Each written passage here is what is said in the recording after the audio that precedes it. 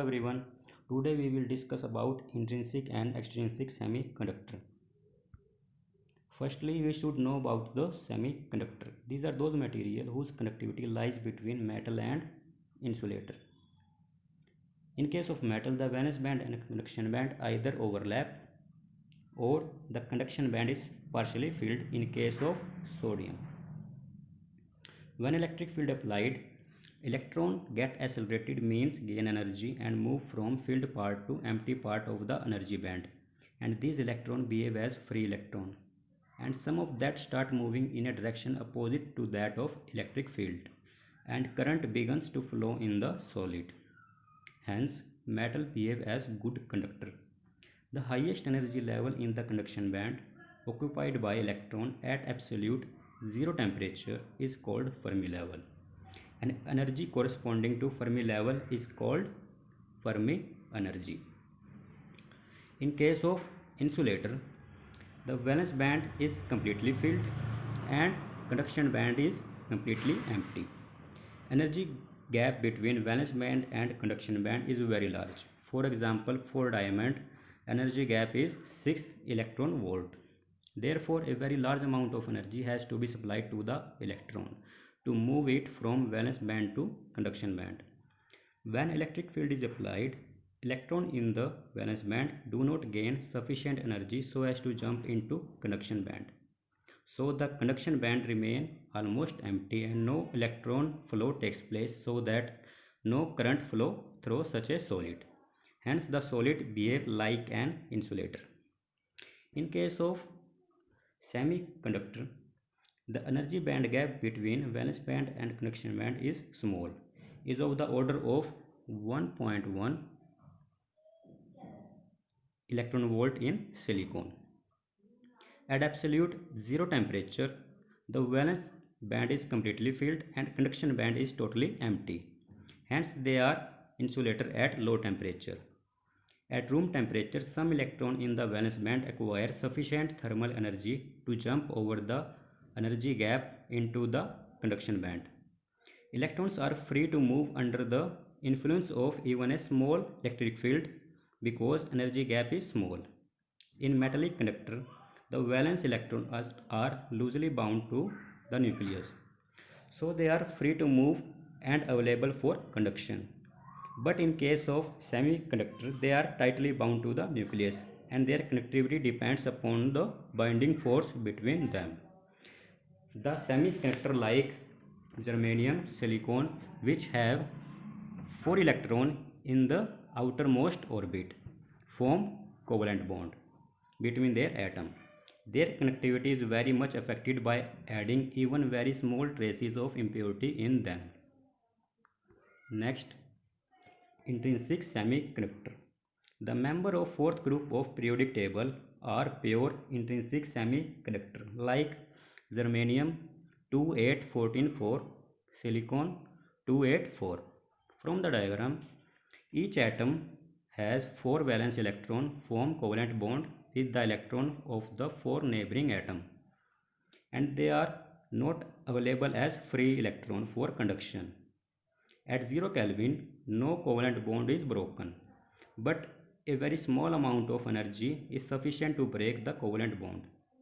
At room temperature, free electron will become free and will move through the crystal in random manner. The atom from which the electron break is left with the electron deficiency called hole, which is positively charged, and it has a tendency to catch an electron. अब electron neighbouring atom से अपना bond break करके इस whole को fill कर सकता है और एक नया होल क्रिएट कर देगा जहाँ से इलेक्ट्रॉन शिफ्ट हुआ है. It means electron and holes move in opposite direction. In the absence of external field, holes and electron move in random manner. When electric field is applied, electron will travel toward the positive terminal and holes toward the negative terminal of the source of applied voltage. This pure semiconductor in which no impurity has been added are called intrinsic semiconductor. At a given temperature, number of free electrons and holes must be equal. Electron hole pair is generated by absorbing some energy, and same amount of energy is emitted when the recombination takes place, and this energy is further absorbed by another electron and breaks its bond, and so on. At a given temperature, the rate of recombination of electron hole pair must be equal to rate of generation of electron hole pair. And there is relation Ne is equal to Ni is equal to Nh. Ne is electron number density in conduction band, Nh is hole number density in valence band, Ni is intrinsic number density in pure semiconductor. However, it is very difficult to prepare a pure semiconductor. In general, if the impurity concentration is less than intrinsic carrier concentration Ni, the semiconductor is called intrinsic. The process of suitable impurity to a semiconductor to increase its conductivity is called doping, and the impurity atom is called dopant. Doping can be achieved by following methods: by adding impurity atom in the melt of semiconductor, by heating the semiconductor in an atmosphere containing dopant atom, by bombarding the semiconductor with the ions of dopant atom. Next is extrinsic semiconductor. Firstly, the process of adding impurity is called doping, and the semiconductor so formed is called extrinsic semiconductor. And the impurity atom, they have two types, trivalent and pentavalent, and whereas semiconductor is tetravalent. So they are of two types, extrinsic semiconductor. First, p type semiconductor, second n type semiconductor. Firstly, we discuss n type extrinsic semiconductor. N stands for negative charge, means electron, and it has pentavalent impurity, so electron are majority carrier, but it doesn't mean n-type semiconductor is negatively charged. It is neutral. The negative charge of electron is thus balanced by the positive charge of the ion, which is immobile. 4 out of the 5 valence electron of arsenic atom enter into the covalent bond with neighboring germanium atom, but the fifth one remain loosely bound with the arsenic atom and require a little amount of energy to be detached and move inside the crystal. The energy level of valence electron of donor atom cannot be accommodated into the energy level of semiconductor atom.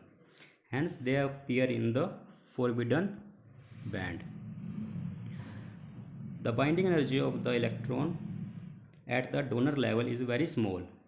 So a small amount of energy is sufficient to detach the electron from the impurity atom, and this energy is of the order of 0.01 electron volt for germanium and 0.05 electron volt for silicon with arsenic impurity, whereas the energy required to break the covalent bond is 0.75 electron volt for germanium and 1.1 electron volt for silicon. It is obvious that in n-type semiconductor, the number density of free electron is nearly equal to that of donor atom, so that Ne is equal to Nd greater than Nh. Nd is number density of donor atom, and Ni is equal to Ne multiply Nh. Next is p-type semiconductor. The 3 of the electron of boron atom form covalent bond with the neighboring germanium atom. One of the covalent bond around boron atom has an electron missing, and this electron deficiency is called hole. P stands for positive charge, means holes, and due to the trivalent impurity, holes are majority carrier. It doesn't mean p-type semiconductor is positive charge, but it is neutral, because positive charge of the hole is balanced by negative charge of immobile ion. The hole is weakly bound to the impurity atom.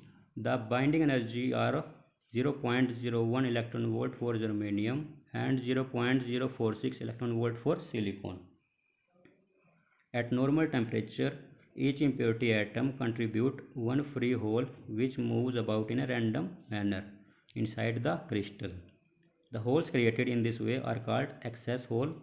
The impurity atom which contribute hole in this manner are called acceptor because they accept or steal away electron from the germanium atom. Energy level of the acceptor due to presence of acceptor atom is only just little above the energy at the top of valence band. So a very small amount of energy will make possible the jump of electron from valence band into acceptor level, creating a hole in the valence band. So the number density of hole is nearly equal to that of acceptor atom. There is relation is NH is equal to Na greater than Ne. Na is called number density of acceptor atom.